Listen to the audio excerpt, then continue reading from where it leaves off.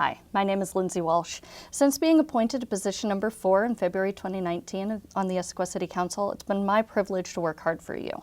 Before that, I was volunteered for 2 years on the Issaquah Planning Policy Commission, which works to provide guidance and direction for Issaquah's long-term growth. I've lived in Issaquah for 10 years with my husband and 2 kids, ages 10 and 13. We chose Issaquah as our home for the beautiful hillsides, safe neighborhoods, good schools, and diverse community, and we continue to feel lucky to have found such a wonderful place to live.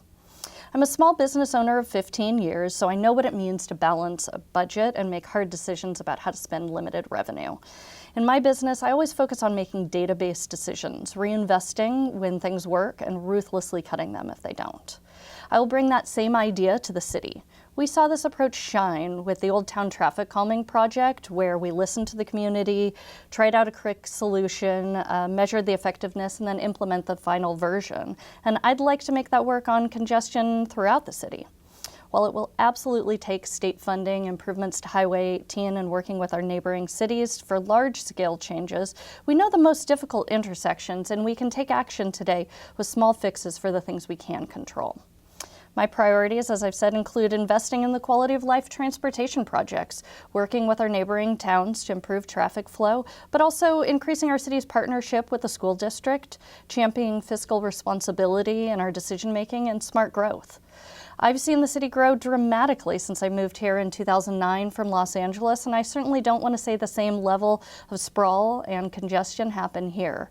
We have to have a complete plan for growth, whether that's schools, water, traffic, fire, and police, and more, before that growth happens, and we need to make sure that each addition pays for their share of that necessary infrastructure. But city revenues are limited. Property taxes are going up because of sound transit and schools, but the city's portion is limited to a 1% growth each year. And that's despite the fact that inflation and costs, such as health insurance and construction, rise at faster rates. Of our overall property taxes, only 10% goes to the city, so it's easy to see how these limitations lead to a difficult budget situation. My goal is always to look for efficiencies first and make sure that any new city features will have their future maintenance covered. But I recognize that it will also take additional revenue to cover the needs of the city. In this next term, I will continue to dig deep and ask the tough questions. While I'm unopposed in the election of position number 4, I would very much appreciate your vote for me, Lindsey Walsh. Thank you.